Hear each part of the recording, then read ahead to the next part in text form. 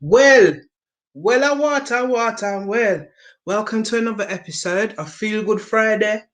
Um, as you can see, the live at 5. The episode is about today, stages of grief. It's going to be a part one, because I realized that to break it down, the site that I found for the 7 stages, I think it would be too long to be in one. The reasoning, rationale behind why I'm going to be covering grief because actually, in order to feel well, feel better, feel good, sometimes we have to acknowledge or have acknowledged the negative emotions, the emotions and feelings, and the psyche, the parts of the psyche that are not so comfortable. So I'm going to run the intro and let's get.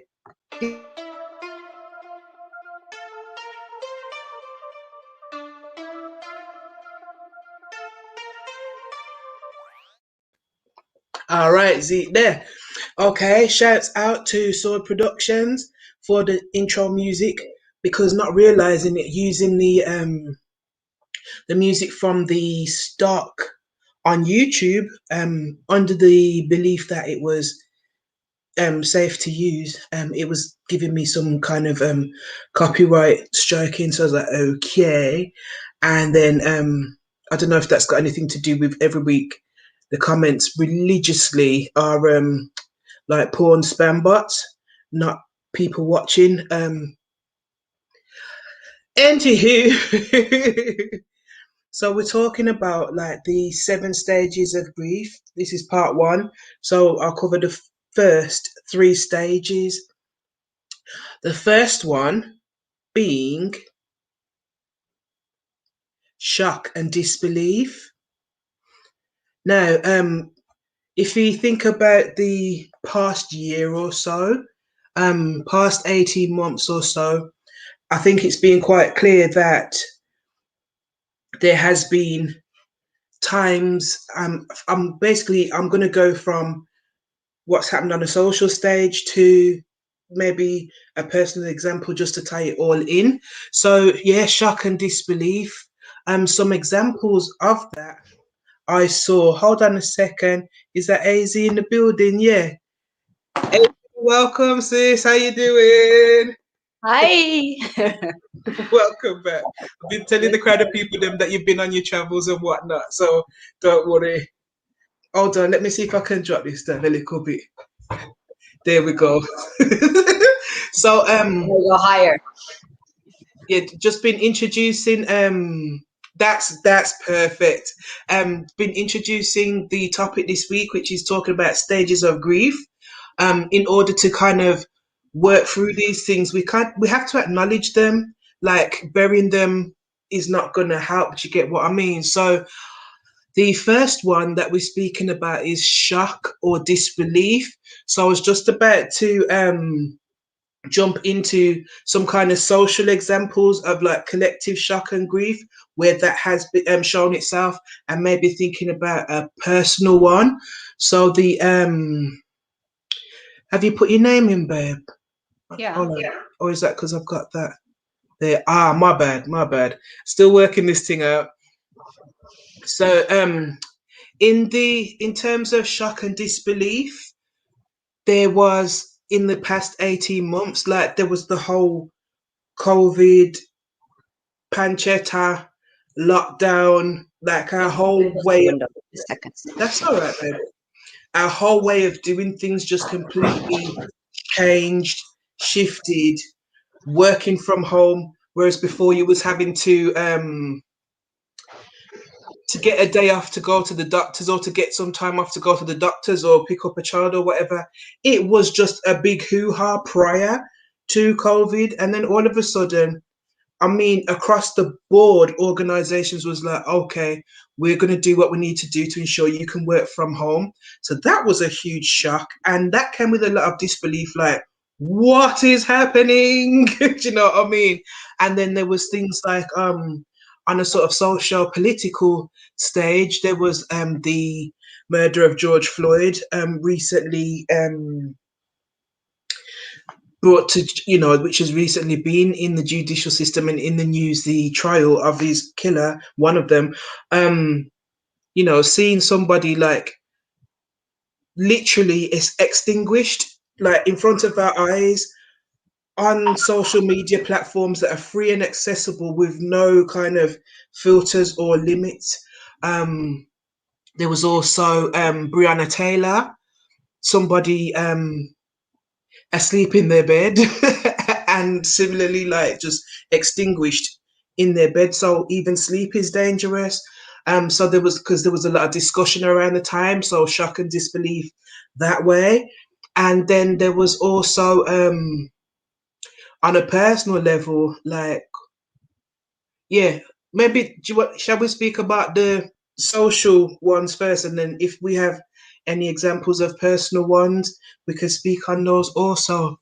So, what's your thoughts is about like the shock and disbelief Mm-hmm. on a social stage, like the last 18 months, or things that caused that?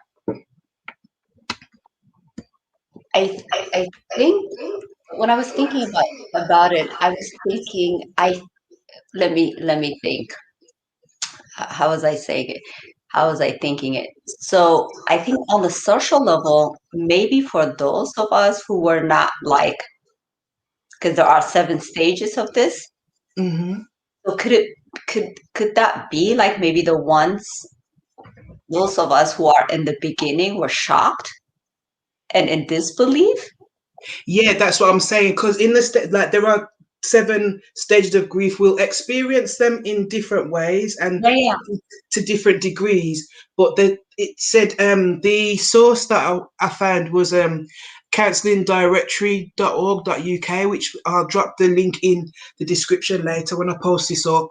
They said that the first stage of grief is shock and disbelief.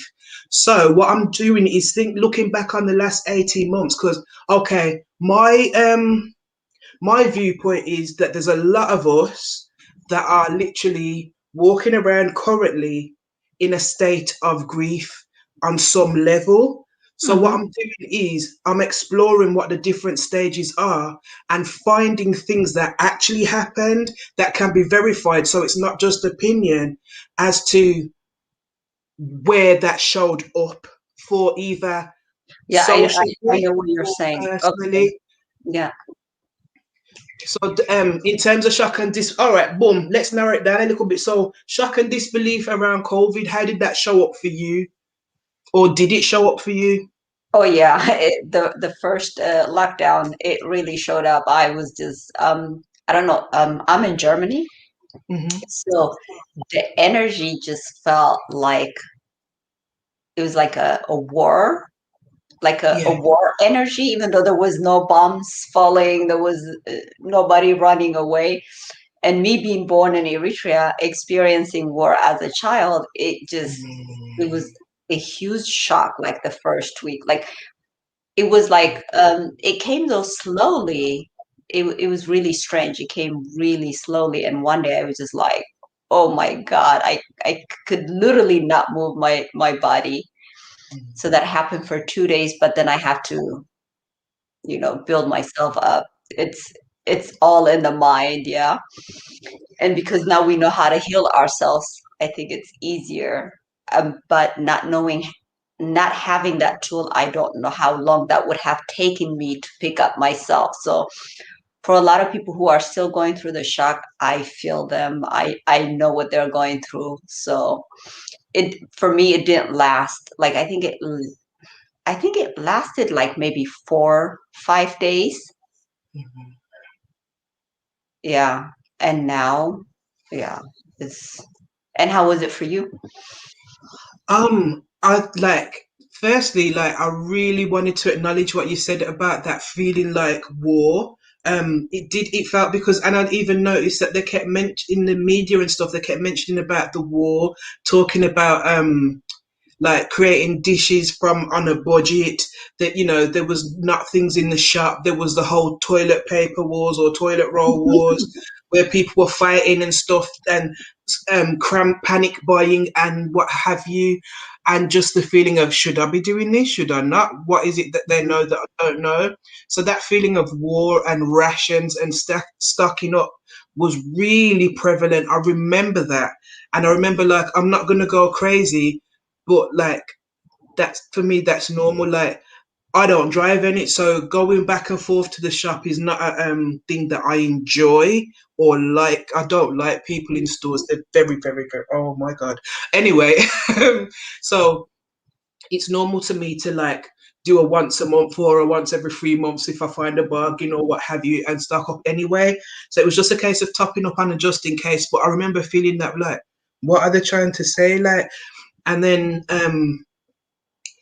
it wasn't so much denial. I mean, disbelief. No, there was a little bit of disbelief, like because I never forget when I remember there was some kind of broadcast with Boris Johnson, which I don't normally watch the news or whatnot, but I was just like, let me hear again what they're saying, and it was just like the way I interpret, like, Boris Johnson said something like, yeah, there's going to be like X amount of thousands of people that's going to die, and I remember stopping and thinking and going, huh.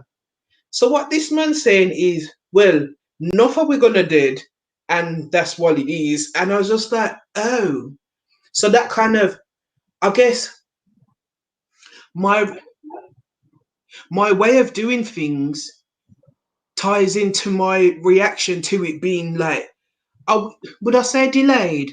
Yeah, I'd say it was delayed a little bit for the simple fact of it's just like to me the pantalones and the whole lockdown and everything was indicative of having to function within society anyway, and it was more like I feel like I need to get on with things because where's Okay, so for you, it just brought something different than like the fear or the shock. Yeah, okay.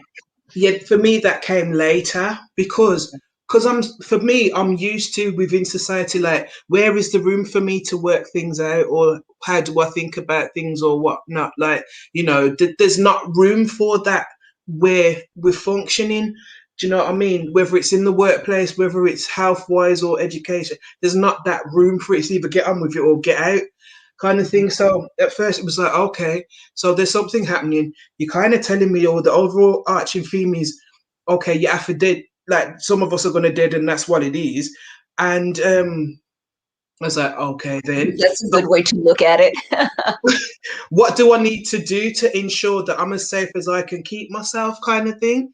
So that was what I went into. So the disbelief was just like more like my disbelief was like I can't believe the audacity. Like we can't believe we're high. We can't believe we're high. Like they're really doing this. Is really happening. It was Yeah, like a movie, right? Like it's yes, like a movie playing in front of you, but it's like you're in it. yeah, yeah, It's like, am I in the definitely. wrong movie now? Like, how did I ended up in this film? Can we change the channel, please? No, you can't.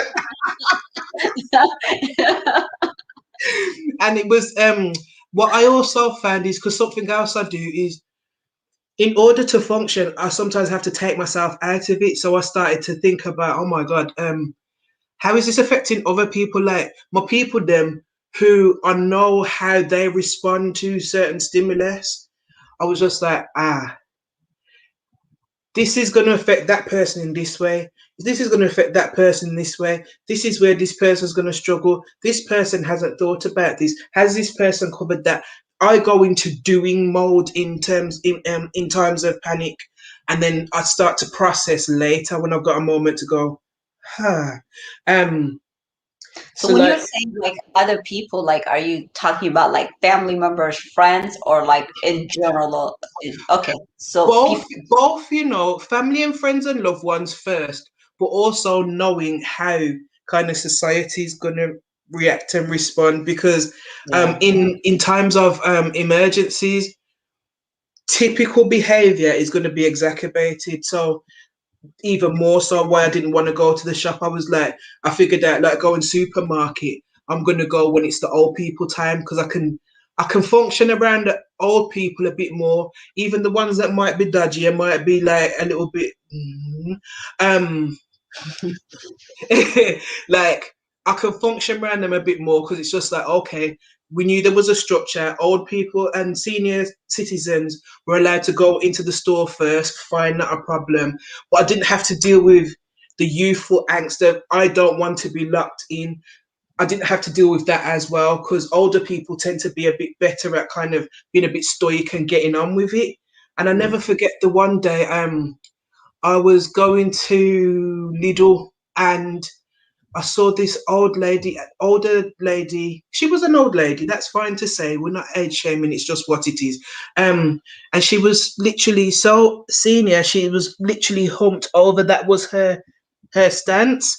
And I saw her pulling her trolley. And the only thing I did, I didn't want to be condescending or panic her or nothing. So I just said to her like, "Boom, you're right, auntie," and just kept it moving. And when I was crossing the road, I kind of like crossed slowly so that they'd have to wait for her to cross too. And I just thought, imagine like she has mobility and motility issues, like, and she can get out there and be doing it like, yeah, I'm with it. And it, so that was, but that's just me anyway. No ways are better or worse, but that's what it was. That's how it manifested. And the disbelief, I think it manifested later as anxiety. Okay. Let me just move Yeah. it. It's brighter. So then, the next one, like unless if there's anything more personal or that you wanted to add to the sort of disbelief. And what was the first thing I said? I was For me, the disbelief was also like how people were not getting out because I was getting out with the kids every day. Like after that first week, I was getting out and just doing things. We were riding our bikes. And that was for me, it was like, where is everybody? And so the first week, the second week, but by the time summer came and people were still in, I don't know, that was for me like you said earlier, what is going on in those homes? You can't have children at home and not get out. I can't even imagine what that is like. Okay, we did get the homeworks. We did them at home, but I got out with them. We went to the park, and sometimes we were the only people at the park, and then maybe one family at the park. Mm. Yeah, but it was really like it was a disbelief. I was like, where is everybody? And people had like signs in their balcony or in front of their house, like a big banner that said, "We're staying at home." Yeah. It's almost like shaming you for you getting out. Like, I don't know, like maybe they felt like they were protecting everyone. And I think for me too, I would protect everyone, but that was for me like a big disbelief that how everyone just was not getting out. Like most people were not getting out. And like people, every time you got close to them, it's like something that didn't happen before. People were just like, don't want to be like, it was like they were more conscious. But I remember too when they start saying the social distancing. Yeah. So my daughter started writing her words apart. So they wouldn't get corona. I love her, I love her so much. Oh, So quality. like I think the kids were also processing this thing in their own way. It's like, okay, yeah. But she got on formation with that though, even down to the letters. That's gangster. I'm sorry. Yeah, I thought that was brilliant. Like everybody had their way of like processing what was going on. Mm. All right, that's really good, and it's interesting because what you said brings me on to the next stage of grief, which is denial. And so it ties in because actually her doing that showed that she had actually at some level internalized or understood on a level what was happening, and then responded based on that, even down to spacing her letters and distancing her letters and her words and what have you. Whereas denial appeared to show up as a stage of grief. And again, if we kind of just start it on a generic and then kind of maybe work it inwards to personal, which if that's all right. So which ties in with and I guess they tie in with each other, because shock and disbelief then ties in with denial, because you're not believing something. So not believing something's happening then kind of goes into denial. I still kind of question if that's where I was in terms of denial. But no, it's not. It's not. No, it wasn't. I'm chatting for. There was the kind of an element of this can't be happening. There also seemed to be some kind of victim blaming that was going on, and then denying that there was things. So on a social stage, I remember quite early on, there was something. I believe her name is, and please don't get angry with me if I pronounce it wrong. But I believe her name was Belly Majinga. She, I believe, used to drive for underground system, and apparently the story went that there was a customer that basically spat at her, and that was how she contracted COVID and passed, and it was just very much like mainstream news, Mm. proper suppressed. So, and then there was a report that came out quite early on here that here in the UK, I don't shouldn't assume that people know where it is. In the UK, that sort of black and ethnic people, but it was black people that I know of. That's what I can speak on. Were more negatively impacted from the whole lockdown, pancetta, the whole process. Were just kind of socio-economically, health-wise, education-wise, negatively impacted from this thing. And then that's where, for me, I started to see the denial coming in. There was the so then there was the social thing I've seen, like the George Floyd, Breonna Taylor, that kind of thing, and the kind of rioting starting to happen. And then it was like denial then started to be like victim blaming. What are they doing out there? They're just going to loot, da da da da da da da da. And stories being suppressed, stories of hospital treatment, pregnant women that were giving birth during this thing that was new to everybody, really scary, because the way that we do hospitals, funerals, deaths, things like that, you went from like being able to visit your people them to like actually you go into hospital and it's you, maybe one other person, but that's really going to be tightly monitored, understandably so, but it happened. But then when it was said that we're negatively impacted, there was a kind of a mass denial of that. And in terms of grief, yeah. So I just wanted to. That was my observations of that time from a social perspective, and I was just wondering like how that looked for you, or what you felt about that. On the social level, Yeah. If you did or you didn't, you don't. It's not like. no, I can't think of anything. To be honest, it's so interesting because I just created probably like my own bubble, like for this, like, because you can't have children and be like so involved with what was going on. Do you remember that Italian film? I don't know what it was called. It's something like there was this man, there was a war going on, and he was creating all these funny things for his son. I don't know if you remember I don't know what the name of it was. I'm not sure, babe. But anyway, Did he so have when, puppets and stuff? say that again? Did he make puppets and stuff? Yeah. It sounds familiar.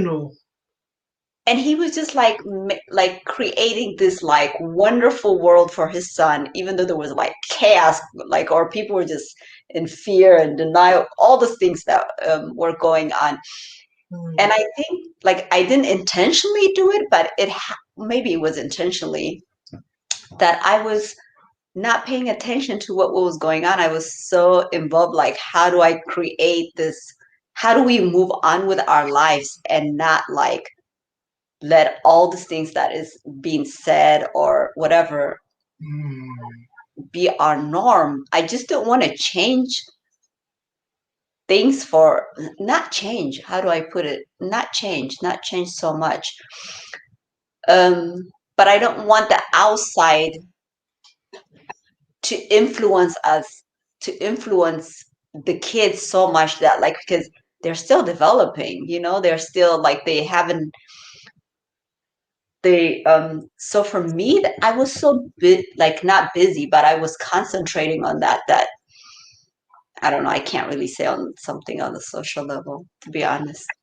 It reminds me of that there's a Louise Hay in I Can Do It, where she says like certain times when there's like mad things going on socially, globally, or whatever in the news, sometimes you have to say to yourself, you know what, that might be true for them, but for me it's not. See, And so yeah, it's that coping mechanism to base. Go on, what's he gonna say?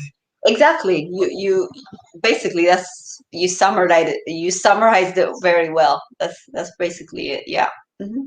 No, thanks, Mama. I felt it because it was just like you couldn't take that on because it was there is No. something called the collective consciousness, and it's like that's where we had this kind of double, almost like a double reality, where it's like we say, in order to cope and actually psychologically manage this actually non-normal thing that's happening, we had to kind of develop a mind frame to say, all right, we're aware that there's something going on, we're aware that we have to function within it, kind of like the Matrix, but we can't afford to be taking on the whole thing because actually, what I find is, and which goes back to this whole denial thing, or that I observed, which is there's demographics of people that tend to be the holders for everything that's going on. It's sort of, yeah, let them deal with it. You know, when it comes to Yeah, yeah, yeah. I know exactly what you're saying. but there was a denial that that was To add up to that, like what, like so when we started meeting some parents, like they saw that like we were not walking in fear and stuff, and you felt like those people wanted to talk to you and then put mm, all their fear, what was going on. Yeah, and it was really interesting. And I was like, yeah. yeah. It's yeah.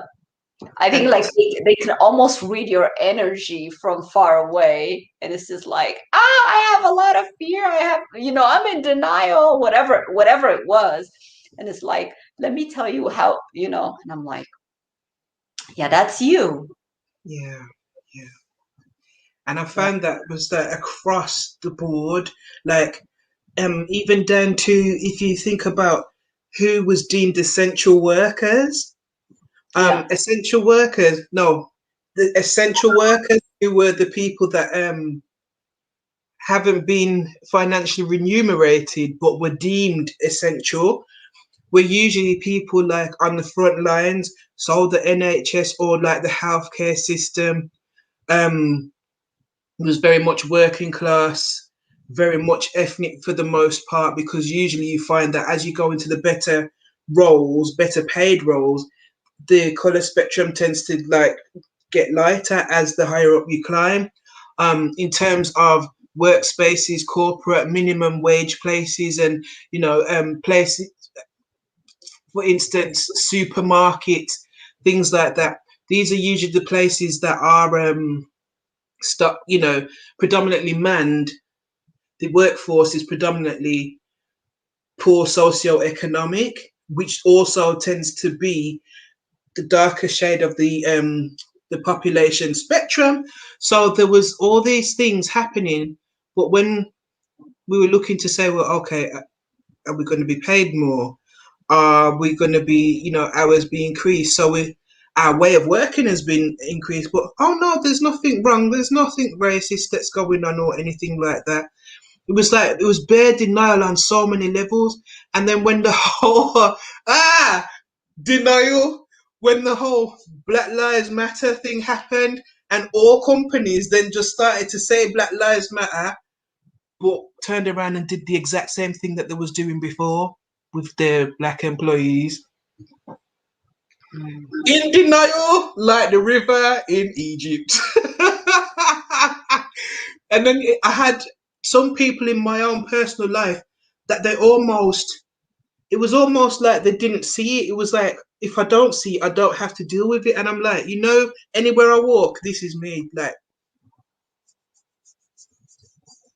and it was very, very, very interesting to watch it all play out. So denial for me was very, very real. And then there was also because in terms of victim blaming, oh, you pull in the race card or whatnot. And then I had a couple of questions. Like, was the denial coming from within or from without? Is the first question. And which is more dangerous, the denial from within or the denial from without? Oh my God, the denial from within. I think I read something that said if there is not an enemy within, the enemy outside cannot defeat you or something like that, you know? Right, that's it. So I think the denial, because if there is no denial within, there can't be a denial outside, right? Or if you Mm. see it, you can say, okay, I see it, but that's not mine, right? Go in there, fam. Keep talking when you're going in. You know what I'm looking for? I'm looking for my lighter. What are you gonna burn? Nah, man, I'm just flashing up my lighter because you're talking the talk, cloth talk. We're carrying the torch, right? Sorry. Now you just said a whole word there, man. I love that. I love that. So yeah, that answers the question nicely. So then, interestingly enough, so then you know what, something you're amazing at is like the way that you flow with it. You always, like I've said this to you before, you're always good at like crystallizing like a subject to a topic. Where I'll waffle on, you'll just take that waffle and go, there's like a diamond there. Do you get what I mean? But what Curve it it, also, curve it, curve it. yeah, man, Make you it a do that. diamond. You do it well, and the diamond's just there, like, yeah. And it's also it passes on to the third stage, which is an interesting one. And hold on, let me edit it a second. Wallanda. Let me hide this one. I wanted it to be. Hold on, Did you have just so that another we can. question? Because those were fun questions to answer.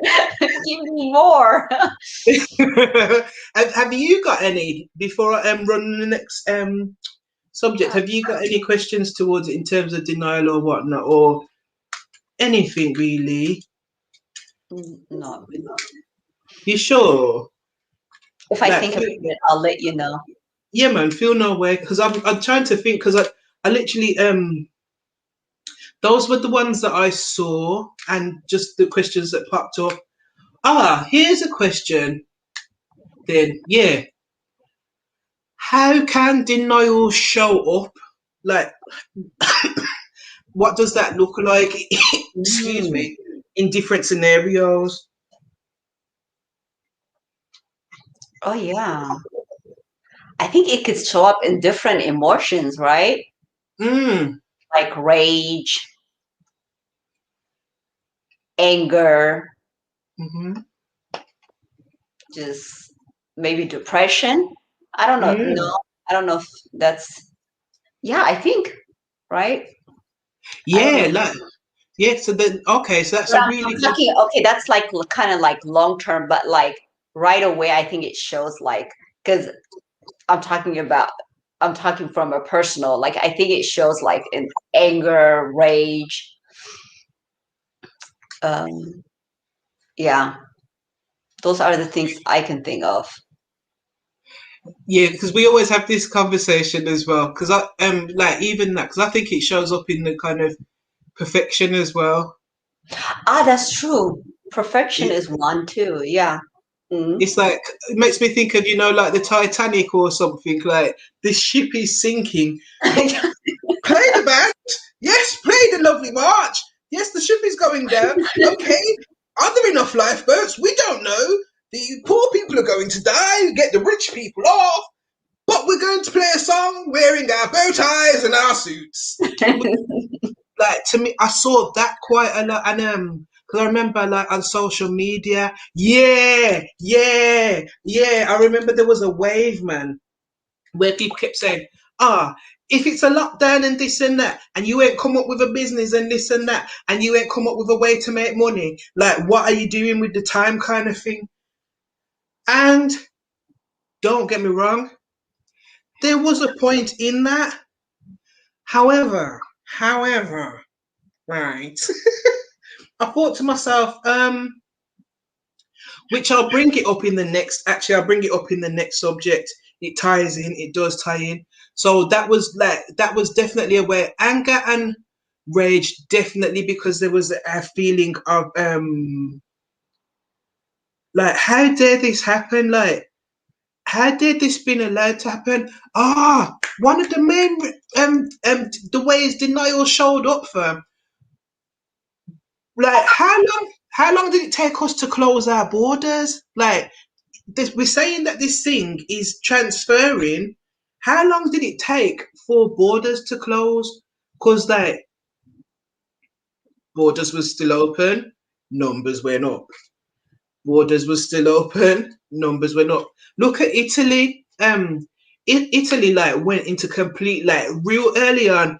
Zoom, Mm. lockdown, boom. Like Yeah. there was on And Italy. we were really in denial in Germany. Like we were laughing. People were laughing. I Yeah, remember I went to this family and they were like, "Oh, can you believe what they're doing? They're doing like going shopping like it's wartime."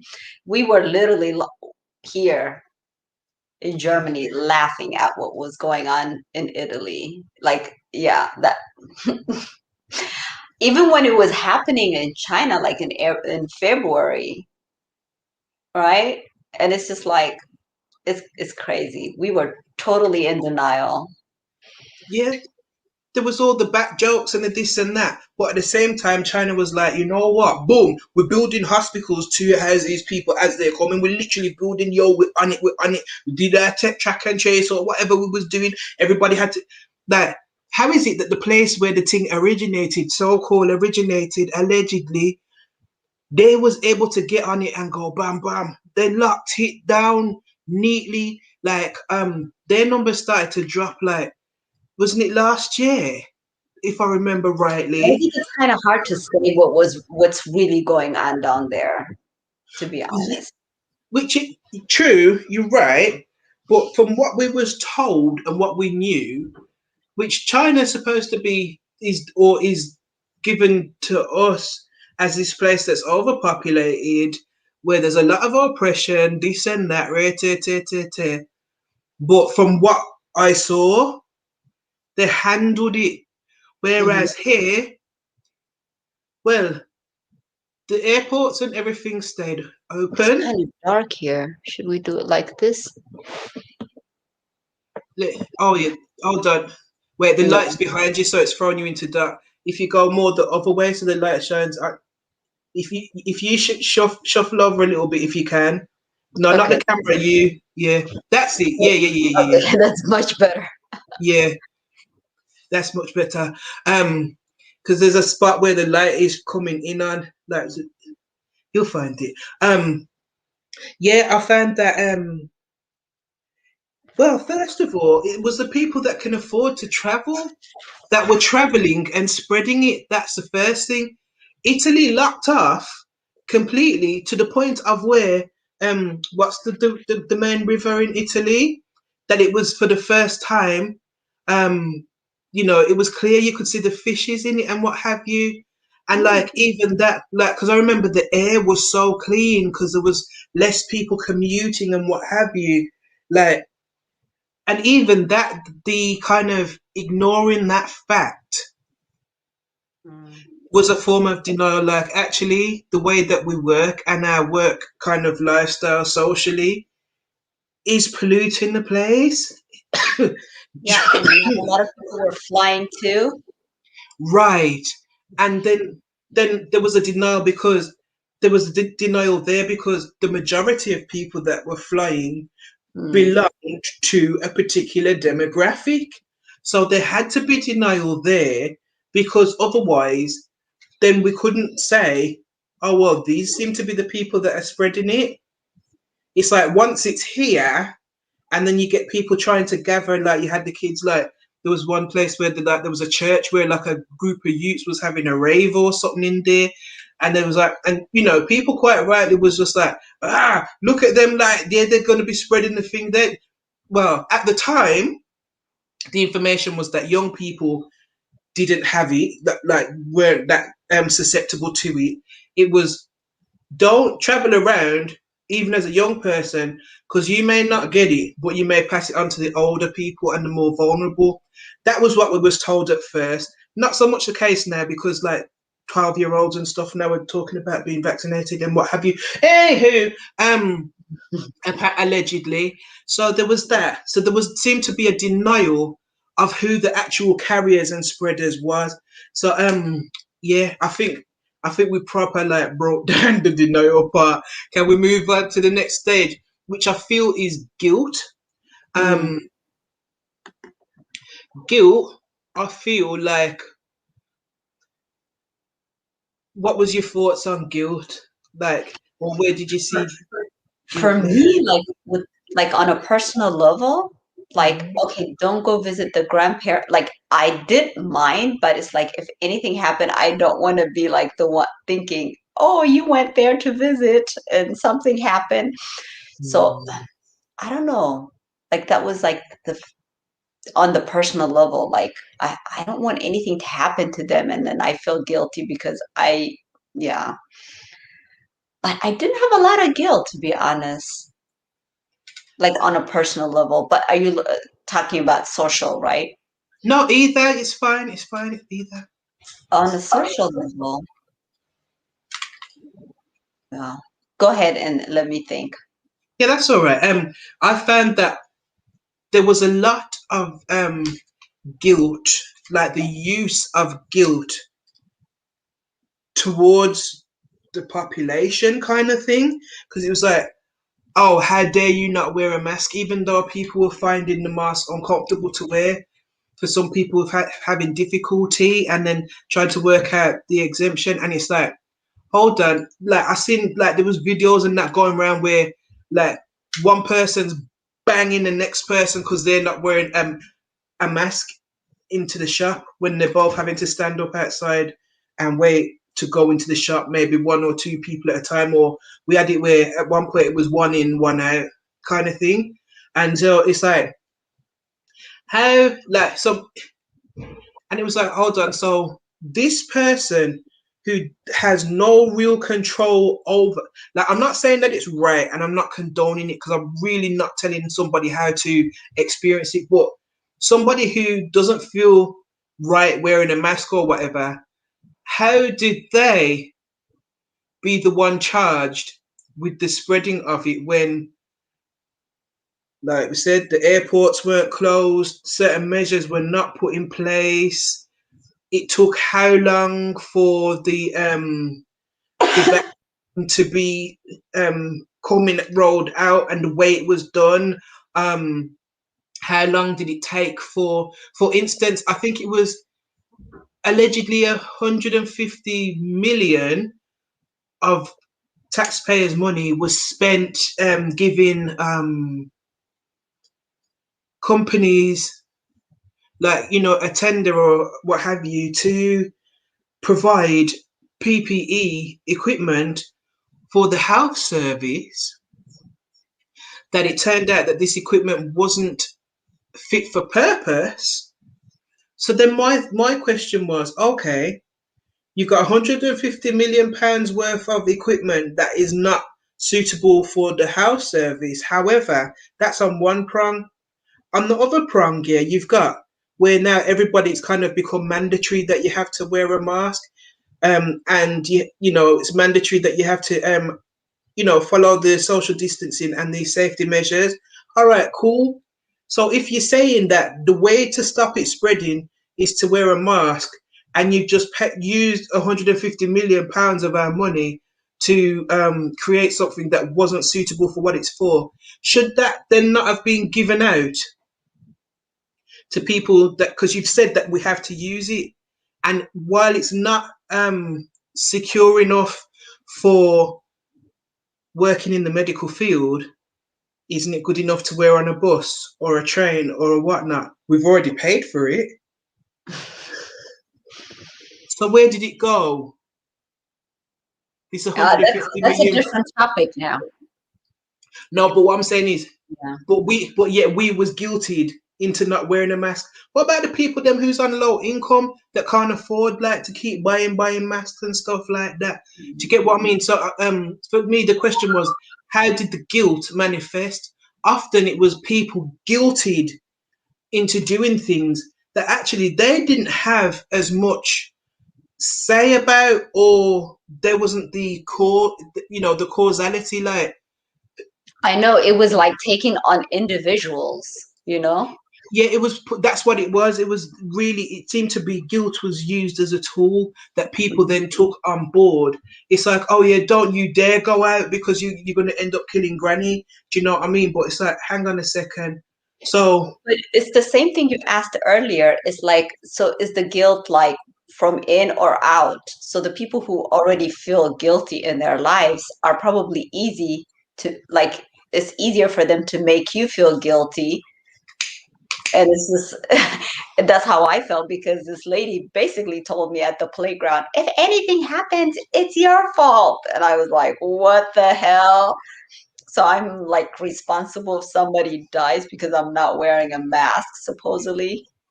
I thought it was just crazy. and we got nothing to be guilty of.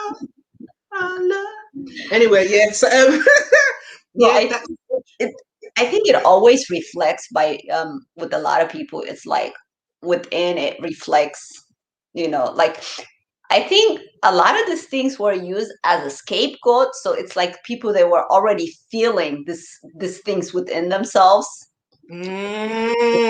talk Denial, the thing. guilt. So it just kind of showed up then. It's like, okay, now we have a scapegoat. It's Corona, but hey, it's actually within me. But now I can't say it's me. Now I can say it's within me. This what's going on. Now I can say it's because of Corona that I could like say if something happens, this and all of that stuff. What people are doing to each other, still doing to one another. Yeah. Another way I've seen it play out is because actually a lot of people who were then kind of forced to work from home felt guilty for not being out there and doing, because they were the people that were on the front lines and you know the essentials. And it was just like, I know that there was like, well, I know of quite a large cohort of people that actually felt guilty for staying at home, like, oh, I should be out there doing something, even though they were simultaneously grateful at being able to kind of stop and be still for a bit. There was But that that's the guilt thing. But also. the people, if people really want it, then I think they would acknowledge it. But it's like going back again. It's like if there was not guilt or something within, whatever anybody was saying, it should not like it shouldn't affect anyone. It shouldn't. You're It right. It shouldn't, shouldn't. right? It shouldn't. But I saw it. I saw Yeah, it. yeah. And I think that's part of that conditioning and that denial. I No, think it is we're part of the conditioning. It's like, yeah, I had that too for a minute. It is part of the conditioning. yeah, It yeah. is. But if you acknowledge that, then it's like, okay. Well, that's kind of dope because again, like,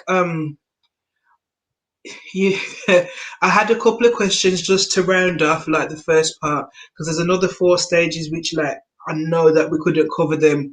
I think they need time to be covered Yeah, as well. we can cover them next time if you want. Yes, please. I'd love to do the part two next week if that's all right. Okay. The questions that I'd like to round off, which we kind of touched on them. Um, is there a stage that's mentioned so far that we feel that we are in currently, or that was more predominant for us in the last kind of 18 months or so? So it was shock and disbelief, denial, or guilt. Are there any of those stages that we find ourselves in currently, or found ourselves in, like we recognized that we Oh felt it? yeah. I think it, like everyone goes through this in like different, if you lose someone, or if you're like, it happens in so they show up in so many ways. Like even some, I heard somebody say, even when you're going through like spiritual awakening, these things shows up, they show up too. I did, it was like something new to me. But what I wanted to ask is it like the Western society that goes through this, or is like, do you think there are societies? Hmm. No, like Question. thinking about like some of the indigenous people, or they just like they're so busy living in the now. It's like it's wastes so much time with this energy. You know what I'm saying? Well, yeah, because actually, normally, if we bring it to somebody dying, um, what in a lot of cultures, what normally happens is immediately there's literally a section or a period of time where it is for mourning, wailing, and literally it's that initial acknowledgement that this has happened. There is pain. We are going to miss this. There, in certain cultures, there's people who are like hired to be the people that are good at wailing and expressing that grief. Do you get Yeah, what I mean? yeah. So we're missing out on this natural process. Well, the thing is, where has been the room for the outlet of any of the stages of grief that we've spoke? Basically, if we've experienced any of those stages of grief, whether in the past or whether they're still present right now, where has been the space to express it? You're right. In the Western society, I think there is very little time, unless you're like wealthy, rich, and you can Mm. take a lot of time off. Or if you're like a grateful person, then you can take that time off. But I think in most indigenous cultures, I think they do have time and space for this. Yeah, I think And so you're too. right. And yeah. So what happens is like, let's say something happens, like you lose somebody, and these are the stages of dealing with the, yeah, these are Grief. the grief stages. So what happens if you skip some of them? They Well, keep coming back, right? I believe so because I think like I don't personally I don't think that they have to be in order. I'm a neurodivergent person, Right? so I Not in order, experience but it like out of all order. feelings that somebody goes, like if you lose somebody, of course you're gonna be in shock, because you're gonna, you lost somebody, and then you're gonna go through denial. This didn't happen. He or she is still there. And then you're gonna go into denial. This is not happening to us, to my family, to me, and so on. So Yeah, no, I think well for me like my I guess shock stage came later on, like August, September. Like I actually asked my doctor for counseling because one of the things that I'd recognized in myself, because my level of anxiety had risen so much, but because initially it was go ahead, do, there wasn't any room to express that anxiety. And because it's like, oh, for one, you don't want to really make anybody else anxious because of your anxiety. For two, where's the room? Where's the space for that? Where was the space for that? I didn't see one. If there was, like you said, if certain people are rich or whatever, I didn't really see. There was like conversations, but again, it's like it's always with that mindfulness. If I'm overloaded, my people them who's in my similar situation may be experiencing things in the same way from a cultural or social economic perspective. They can't necessarily take on to, so then it's like, okay, I'm going to be quiet there. I can't express at work because work's trying to adjust and deal with that. Medically, here there was a medical thing, a report that came out that said again black people were very badly impacted within terms of treatment within the medical field and whatnot. So that was a thing that was happening, even though when we were speaking about it, we were told denial, no, that doesn't happen. But it did. It was actually founded a report, like a governmental report.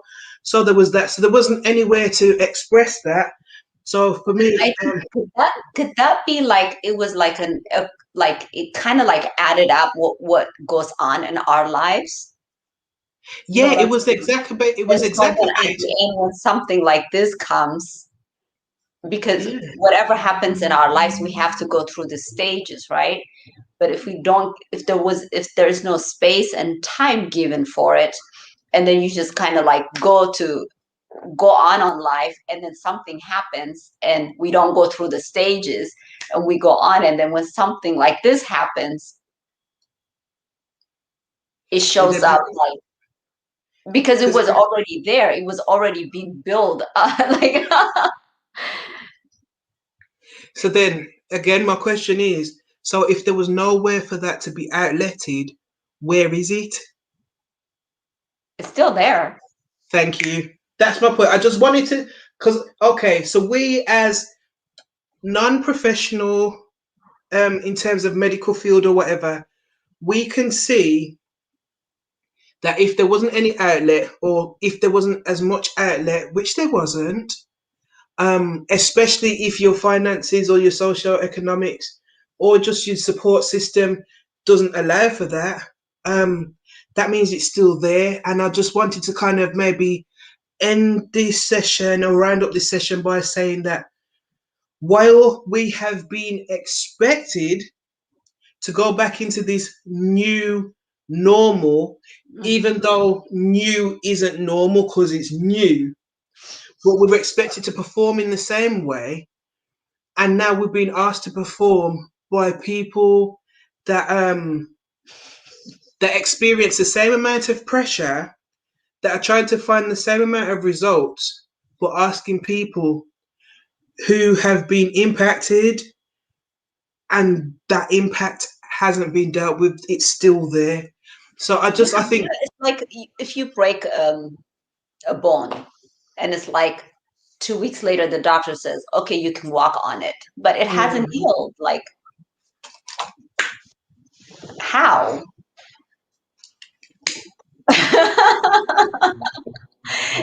So, no man, talk the tick, sis, talk the tick, because that was a beautiful example.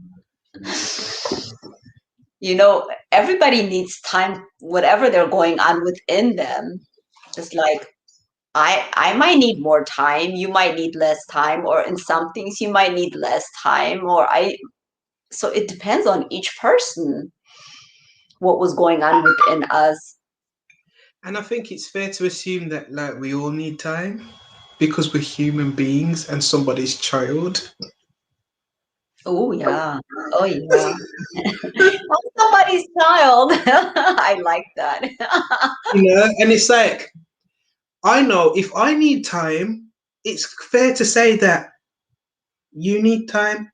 It's fair to say you need time, you need time, you need time, you need time, because I know I needed it. But who's gonna say you need time? We need to give the time ourselves, right?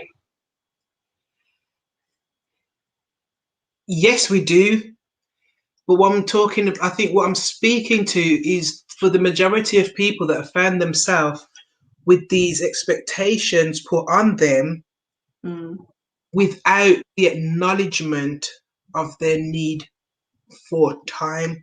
to process, to deal with, to understand, which is the very real thing for a lot of people. It may not necessarily be the reality for an individual. Back to the Louise Hay thing, but for the majority of people, like I think in terms of management and things like that, there needs to be paying attention to that. Was what's the outcome of that? And that's my thing. Like, started off by saying the reason why I did this is because in the UK it's been like nearly a month that non-essential are starting to open back up and what have you, and supposed to be going back into this new normal.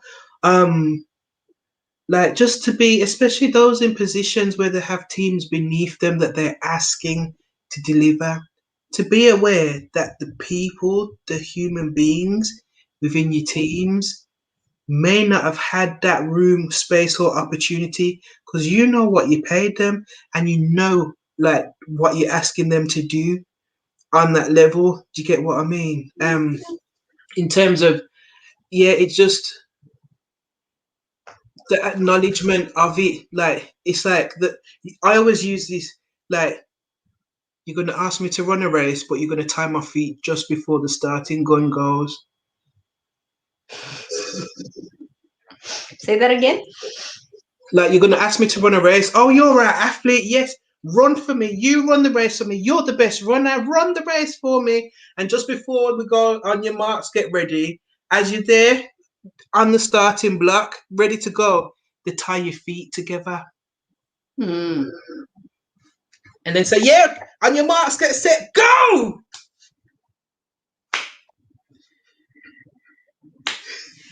And to me, it brought, to me, it's likened to grief, which is why I used grief as a euphemism, because actually I think there might be a huge chunk of the population, especially the working population, the essential population, the population that is the container and the holder for what happens within the population, are now being asked to run a race with their feet tied together. Oh, that's a good closing point. Something to think about. Oh, okay. Yeah, so it's leaving it a little bit open, just enough to so that we can continue next week, because that's what I was feeling like. It's a little bit too juicy to just try and squeeze it into one. Yeah. I'd just like to say, if you enjoy what was said, um, ah, just to round it off, because it was quite heavy.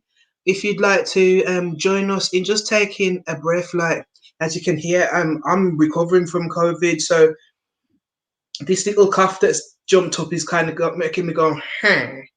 But to I guess, in my own way, to overcome what any thoughts that might be there in terms of still being in a state of grief and acknowledging that, say, join us in taking a breath, because it's like it's a respiratory thing we are talking about.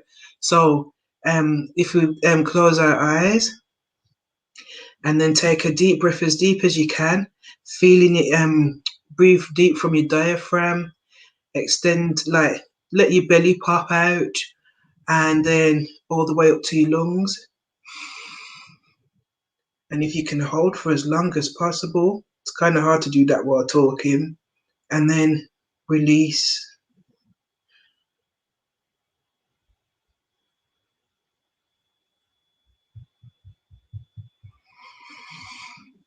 Mm.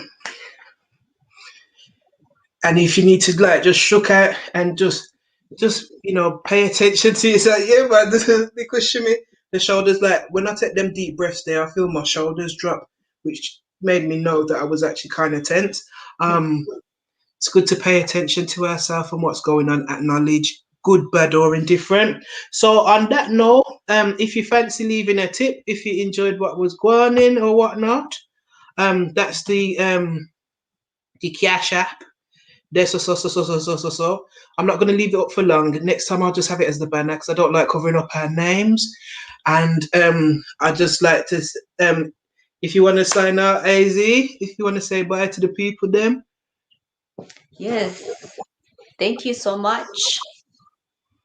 And don't forget to subscribe and like and comment.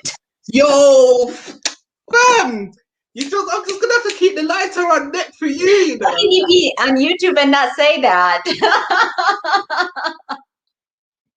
Yeah, like like basically, I know people think it's annoying when people say, creators say like and subscribe and all them kind of things.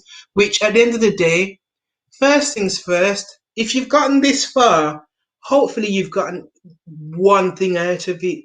Even if it's just looking upon two amazing sisters and hearing them talk and listening to accents and sense and this and that. And we're both gorgeous, so that's fine. Even if that's the only thing you got out of it. But you got to hear, if you're on your laptop, it's clicking a button. If you're on your phone, it's just that pim right on the screen that you're watching. It doesn't cost you anything. But what it does do is it shows like YouTube that you are engaging, and like for the most part, most of the people that are watching this are people that are in my phone book. So that means that we've either spoke, worked together, eaten together, or whatnot. Do you get what I mean? Like, and I'm sure that's the same for both of us. You know, it's very few people that will be interacting that we don't know. So then I'd ask you, what would your reason be for not liking it? Like, because it's a little bit of a bugbear of mine at the moment. I know I shouldn't, but it makes me feel away because I know most of my traffic is from people that know me on some level. So that's interesting. And it's not a guilting thing, it's just calling it what it is. Because if I'm watching your channel, I'm clicking like, even if I'm not listening to it and it's on in the background and I'm doing housework, I'm gonna click like on it because I know the algorithm, you get me? Just that if nothing else, boom, I'm going to shut up about that. Here what I'm gonna do, you know what?